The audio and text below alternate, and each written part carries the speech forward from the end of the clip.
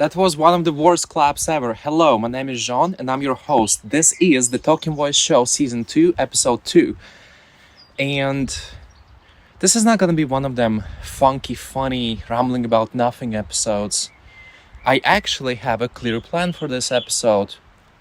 2 bullet points. Talk about broken dreams, talk about liberals. Simple as. So if you're in a really good mood, you can feel free to click off this episode because it's not gonna be too happy. Well, anyway, I've got one beer, one joint, and I've got a quote in my pocket. The quote sounds as, to learn who rules over you. Figure out who you can't criticize. And there has been a lot of debate on where this quote is coming from. A couple of years ago, there has been a large debate. So I can't tell you the source exactly. Apparently it's from a 1993 radio show, talk show, something like that. So all I can tell you is that this quote is really true. Well, anyway, let me begin the episode by telling you how much of a genius you can be in this world, how much of a prodigy, of a genius you can be in this world without actually achieving to nothing. Not even due to your own fault. Hi. The possibilities, they don't come every day. The possibilities. You're sometimes just not born into a sea of possibilities. There is so much that is happening between a thought and the reality. So many nodes, so many different parameters for that thought and idea to become the reality. There is so many obstacles. That's why they say stars need to align properly, the planets need to align, stars need to align, and there is the saying, right place at the right time. All of it is real, and I can't really explain how difficult it is to get everything right. Place, time, yourself. Seemingly you're the creator of your own fate, yes? No, because there is 8 billion people just like yourself. And recent news, apparently it's 9 billion, because 1 billion wasn't just counted.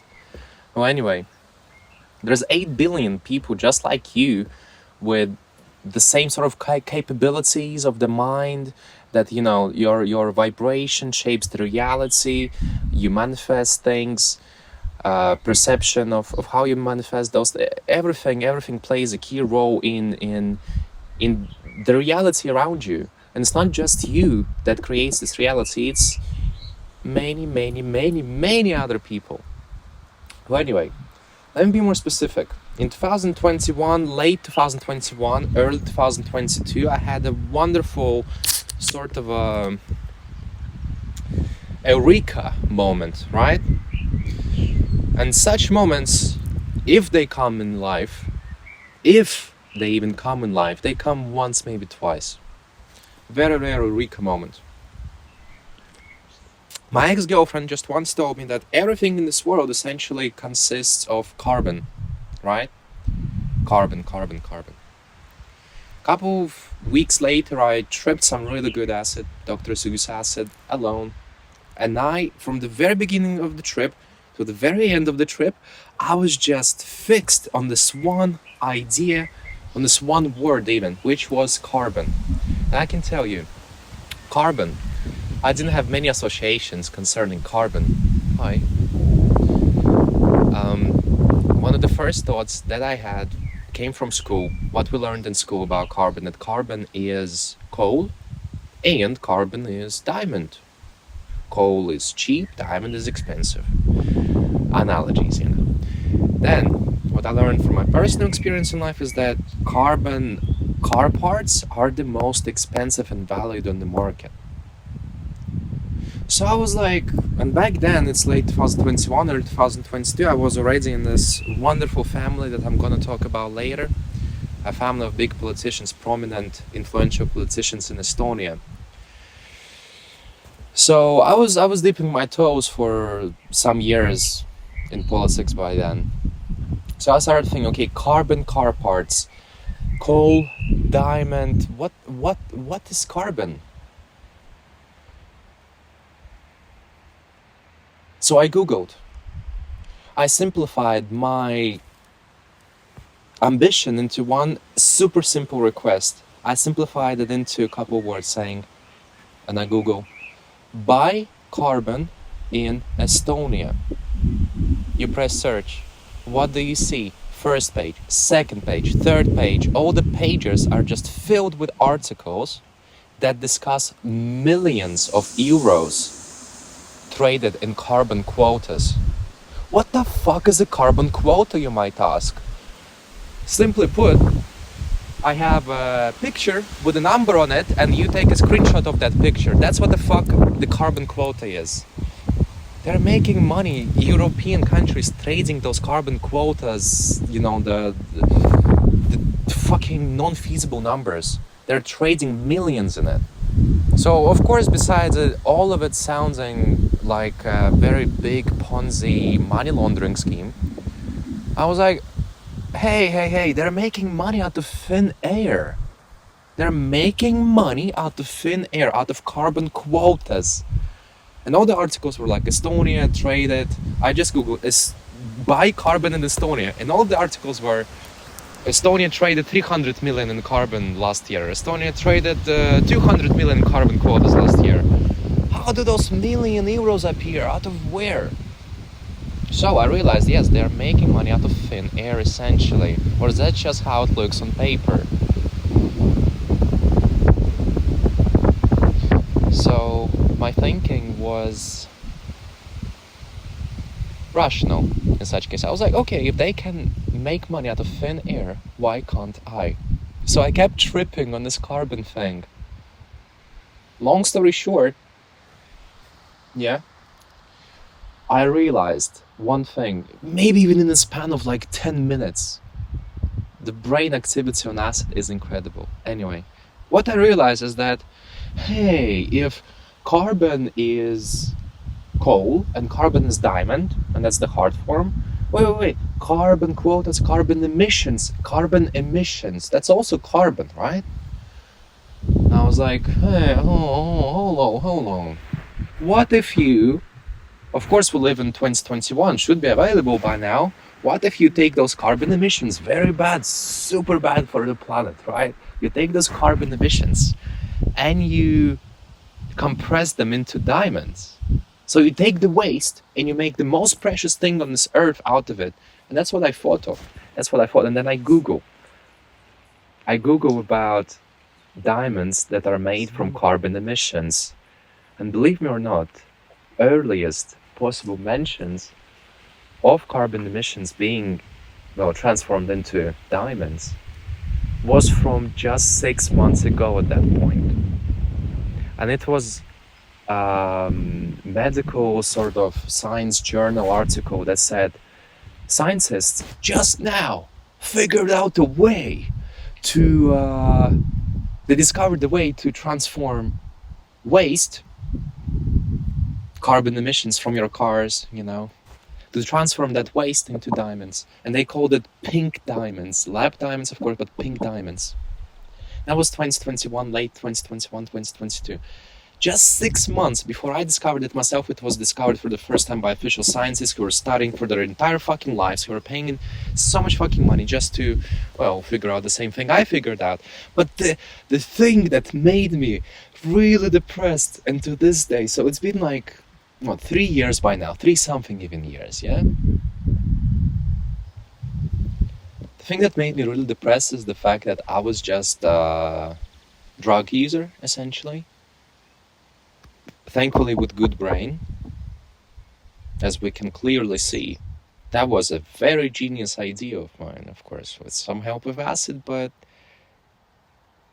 I can tell you for sure, so many discoveries, important sort of things in this world were just figured out on acid, on LSD-25.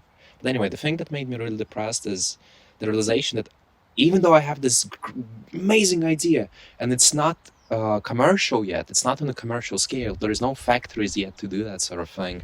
There's no companies, there is no brands, yada yada. The fact that I can be first, but at the same time I can't be first to do anything about this genius idea that I had, this wonderful, wonderful idea. I can't do nothing about because I didn't have a fucking dollar in my pocket. Not the fucking dollar. And it's not like it's my fault. I was just, 2019 back then? Something like that. I only just, pretty much finished uni and whatnot. I don't think it's my fault that I didn't have millions to invest, that didn't have the generational wealth, unlike all the Chinese that are most likely making those pink diamonds now. They got all the generational wealth in the fucking world. Stop yakking at me. I'm already broke. Could be dead. Oh yeah. So it's been many years since I just came up with this wonderful idea, and it's been such a new idea back then. Early 2022 or late 2021. Such a new idea.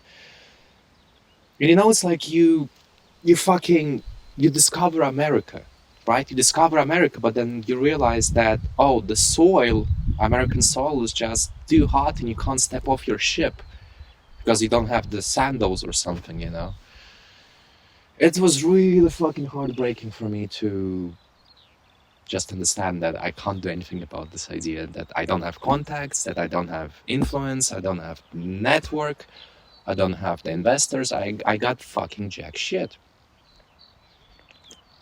Anyway, don't you find it fucking weird that it's the beginning of June and I'm wearing a winter jacket? It's like I'm not far from France or something. It shouldn't be this cold, really. It's 11 degrees outside right now. In what fucking world is it 11 degrees outside in June? It's like the longest days and shortest nights right now, pretty much. It's almost mid-June. Midsummer, as they call it. We're so close to midsummer and it's so fucking cold. I'm wearing a winter jacket. I've never seen this in the history of our planet. Welcome back to the Talking Show, Season 2, Episode 2, where we talk facts, straight up facts, no opinions, straight up facts, into your face. And you, dear viewer, are my main guest, me being your host, Jean. Remember that. Oh yeah, since you last seen Talking Voice Show, Season 1, right, of last year, have you noticed that the channel name has been changed from Tequila Cube to Anthrax Labs? Let me tell you a bit about the Anthrax Labs. I just really like the name. Please don't look deeper for the meaning. I promise you, just like the name. I mean, in reality, okay, Anthrax Labs is sort of an idea that works for the devil. It's far from Christian. It's far from being good. It's good for this general world that it is now, but this world that it is now, it's far from perfect. It's far from good, to be fair. So, what's bad for a bad? It's good. So I think Anthrax Labs will be a good project. I was thinking of uniting a couple of artists with the same vision as me, same sort of shadowy vision as me, who understand things about subverting, maybe don't even understand, to be fair. I didn't understand what I was doing in terms of art until my trip in August. I was always on the darker side of things anyway. I just didn't understand what it's motivated by, why it is like that, for why, It's very interesting. But Anthrax Labs, I have great hopes for it. It should be this sort of 20-something media outlet that shows art, that shows, has a lot of influence, okay, on whoever follows it. Let's put it that way. I can't give any more details about Anthrax Labs, okay? It's a laboratory where we make anthrax. We make anthrax, we will poison you, okay? We will poison you. You are what you eat, and what you eat is my content. That's a good one. Anyway, I have just one beer and one joint. I need to make the best, the most out of it. Yeah, anyway. Alright, one bullet point gone. Second topic I want to talk about. Growing up, yeah? As I was a teenager, my late teenage years already, what is it, 2019, 2020, 2021, 2022, even 2023 to be fair, there were so many people, guys and girls, mostly girls of course, mostly teenagers. It was like a trend to repost as much infographics as you can, of course like liberal agenda, but it was mostly people that never had interest in politics, that never studied politics, that never opened a single book, that never opened a single Wikipedia page, even about their favorite artist. Yeah, I'm talking about you. Those are people with no knowledge of whatever the fuck. And they felt like they must repost that 24/7 to their Instagram story without even reading it, without understanding where it comes from, without understanding that anyone on Instagram could just draw those fucking scales and stats and present it as truth. And it's so simple. Yeah, it's wrong, but it's simple and it's true. So, my question is, where are all those people now that they were ready to kill you? They were ready to disown their own fucking children if they could, their own brother or family, solely because of some political thing, political emergency that happened, the pandemic and whatnot. Where are all those people now with their fucking reposts? You don't hear them, you don't see them. And I feel like it's because it's just not trendy anymore. That's the biggest reason. It's just not trendy anymore. It doesn't give you credit in the eyes of your peers. Everyone was trying to be this large justice warrior. Oh my god, I'm the most righteous. I post so much about this. I post so much about that. Homeless architecture, and then Gaza stories, and then COVID, and then how females are getting circumcised. You know, there was some sort of credit going on with like you were a god in your friends group if you were posting the most liberal bullshit possible 24/7. Wow, where are those people now? Well, let me tell you, those people are growing up to this very day. They are all the same, they just hide it better. And I promise you that we all grow with our positives and negatives, with our good sides and imperfections. We just learn to hide those imperfections better, and that's what they are doing. They haven't changed a single bit. I think they have only rooted in their ideology that they're saving someone, or that their petitions matter, or that their voice can be heard and will be done something about it. I think they still live in that sort of, rooted ideology and belief. The issue is that they just don't get any more credit for it. It's not trendy to do that shit anymore. Moreover, it's Trump administration right now. That's the popular party today. That's the popular party right now. Kanye West is the popular fucking thing right now. People must be dumb. People must be really dumb. Oh my god. It's just like, yes, this world is imperfect, but it's not the world that I have an issue with. It's actually the people that make it much, much, much, much worse. And of course the world is imperfect, mostly because of those same people. But it just doesn't stop. It just doesn't stop. It's only becoming worse and worse.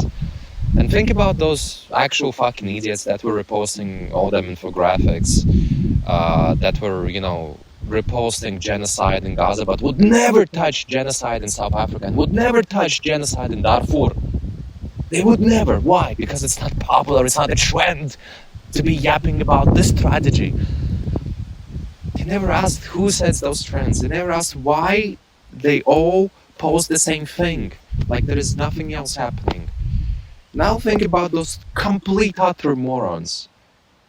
They're growing up to be adults, to have children, to have higher positions at your work, to be your manager, to, progress in the chain of command. Fucking hell, they will become legislators. Like there is Rosie Bananica in Estonia. A stupid, dumbass nail tech. She does nails. Like those black fat women, she does nails.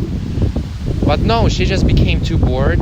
And at the right place at the right time, of course, she dipped her toes in politics. And well, now she is saying what she is told to say by the ones who shaped this agenda. And maybe, yes, she feels so righteous to be saving everyone by, talking about the world problems and this and that. Is she making any impact, honestly, besides influencing more minds into being fucking retarded? Okay. It's not good. It's not good what's happening. My positions I've been holding for my whole fucking life. I've been a member of a Conservative Party of Estonia, a proud member of Conservative Party of Estonia, since 2021.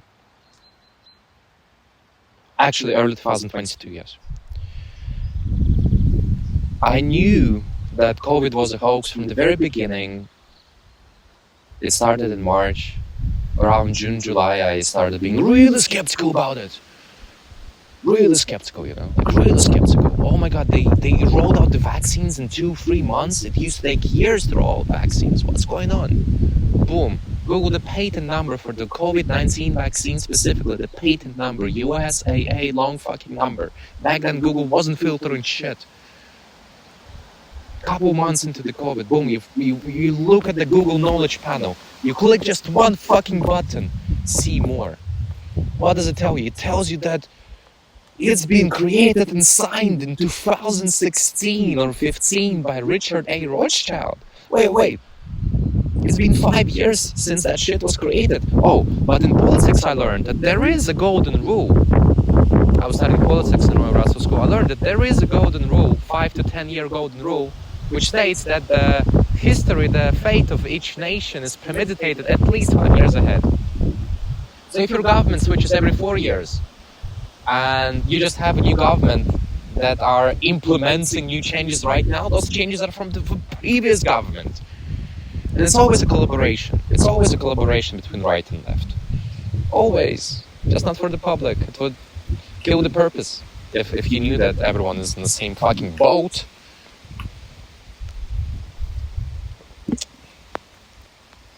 Anyway. So much controversy, so many questions, right? But who has the answers? Who has all the answers? People that trust you, that are big players in politics, for example. Like, I was dating this girl.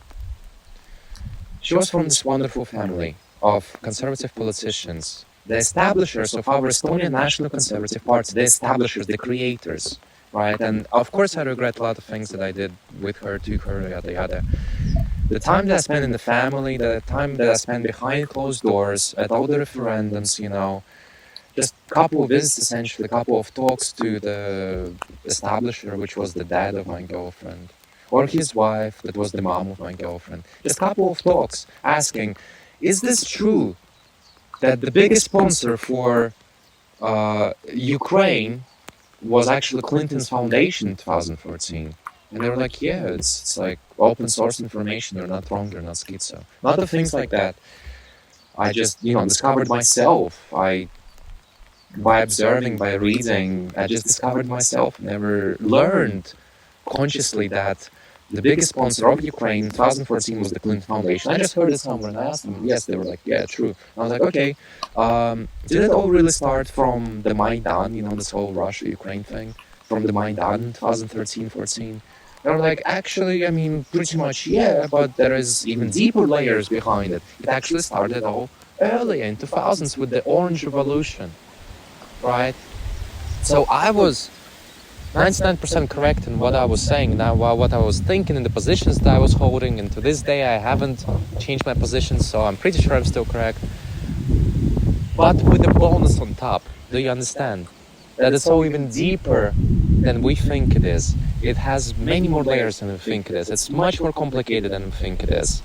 This whole system that we live in, it's such an elaborate system that even seemingly going against it, fucking the system, it is just a part of it. It's just a part of the system that plays into it, into its structure, into its integrity. Laundering money, it's just a part of our economy. It's not going against the economy. It doesn't ruin the economy, So, there is righteous crime? Well, biblically, yeah, there is. So, 10 Commandments tell us that, murder is like really bad, right? It's a deadly sin, one of the worst sins that there is.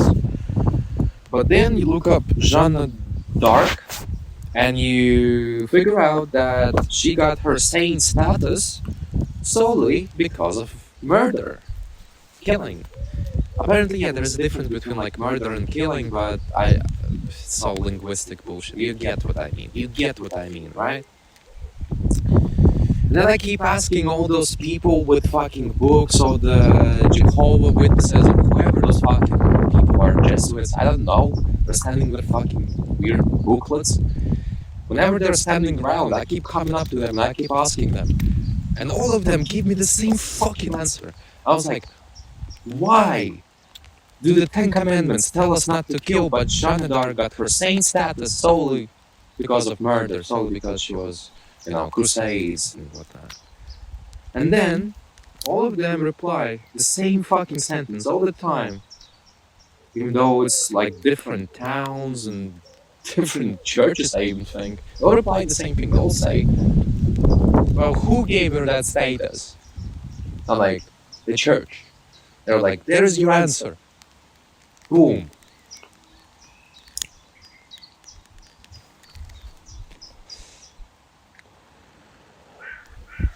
There's a lot of duality in this world. There's a lot of polar opposites in this world. But it doesn't mean that one is correct and the other one is not correct. Both coexist. Can I tell you one more thing, my dear viewer? You know how for order to exist, for an order, and I think I've said it before, I'm not sure. In order for an order to exist as a concept, first there has to be chaos. In order for the light to exist as a concept, first it has to be pitch black dark. Because if you only have light and you don't have anything before it, how do you know it's even light? It has to be first pitch black dark for you to understand that there is light, and then you understand that there is shadows and whatnot. But this concept of first there has to be something negative in order for the good to exist or even be as a concept, it doesn't apply to just one thing that I discovered in my life. Truth. Now, in order for lies to exist, first there has to be the ultimate, one, uncorruptible, universal truth. So in order for lies to exist, there has to be truth first. Reality first. That's very interesting about truth. And all those things, light and chaos and truth and lies, this whole principle I discovered once again, just myself, just by thinking, smoking excessive amounts of weed, which is not good for you, but it's good for me, I can tell you that much. It honestly changes your perspective, or at least begins to change your perspective. Because the ultimate goods and ultimate evils of the world can be discovered by experiencing them only. And far not everything, I would tell you half of the things that you learn in your childhood are true. Only half of your stances, just like mine, are good, truly righteous. You know, if all those justice warriors, if they were to be truly about justice and not some sort of social credit from their peers, you know, they would never post a single popular, trendy opinion.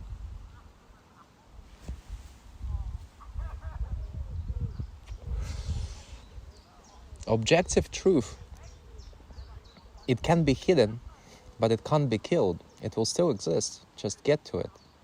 In any fucking scenario, truth is just out there. It's just out there. The reality, you know? You just need to fucking reach it. To reach it, you need to want to reach it.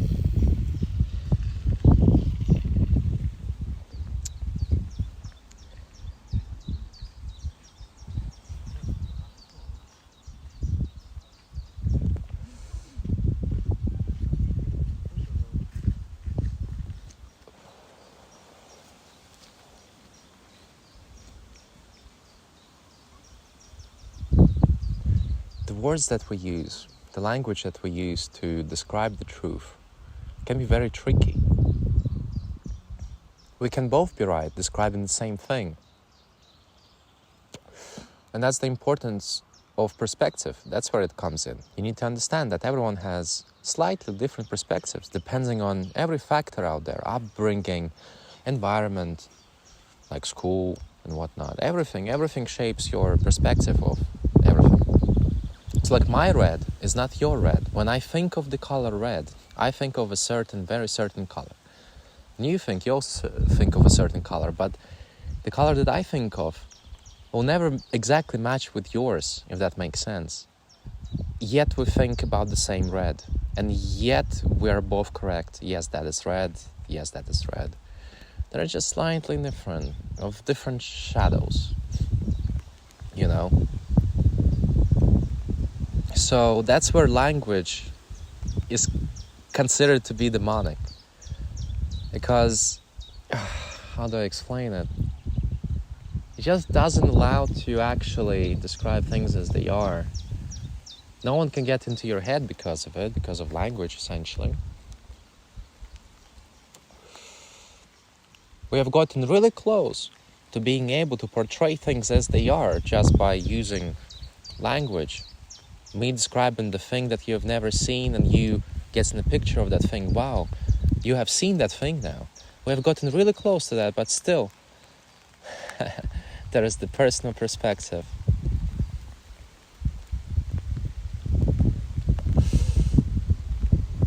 And honestly, it can, that's what does the magic.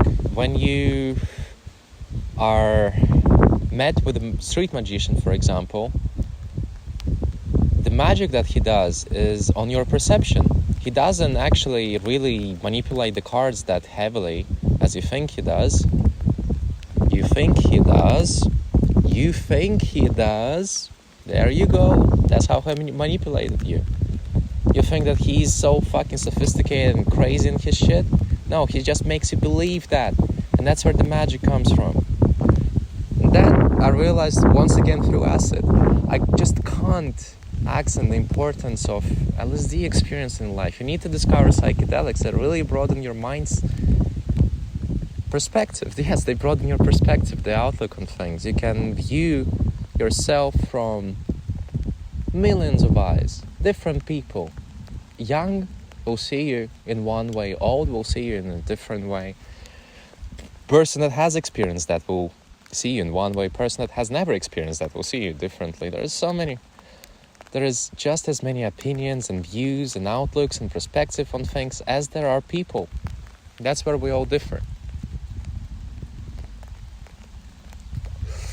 And as I explained before, there are so many nodes between the thought and the creation and the manifestation. You know, there are so many nodes and variables. Variables, that's a really good word. Variables that just come into play. Yeah. Anyway, I think that's where I will wrap my episode 2 of the season 2 of the Talking Voice show up. If you have watched to this very point, thank you so much. I really appreciate it. Maybe one of the reasons why I'm doing this show is to actually have some sort of legacy left after I'm gone. Because having such great objective thoughts when you're in your 20s is a wonderful thing, but what's even better is recording them and sharing them with the world by means of posting it on social media. So if my thoughts are worthy of seeing, of being seen, I really appreciate that, and share them. Anyway, thank you so much for watching. It was a short episode. Have a good one, guys. Oh, wait. Before I go, hold on. Really fucking important. Alright? Before I go. The quote of the day, I've said it. If you want to learn who controls you, look at those who you are not allowed to criticize. That's the quote of the day. But the track of the day is one of my own pieces. Let me tell you, I produced the track in Turkey, as I was in Turkey in 2023. Just for a week. That's the only track I ever produced in Turkey, on that land. And it's one of the most important, most valuable, most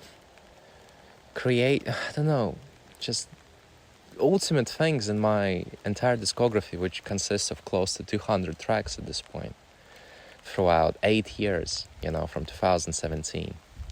Very early, the very beginning of 2017. Okay, the track of the day is by Mad G, double D, Mad G, and it's called Saturn Crimson Tears, or Tears, depending on how you look at it. Saturn Crimson Tears. Yeah. Amazing track. It's my top 1 track on my Spotify right now. It's also available on Apple Music, Amazon Music, Deezer, fucking Geezer, Beezer, wherever you want to find it, Napster. It's everywhere. Great track, Saturn Crimson Tears by Mad G, aka Son of Acid 333. Yeah, talking too much. Okay, thank you so much.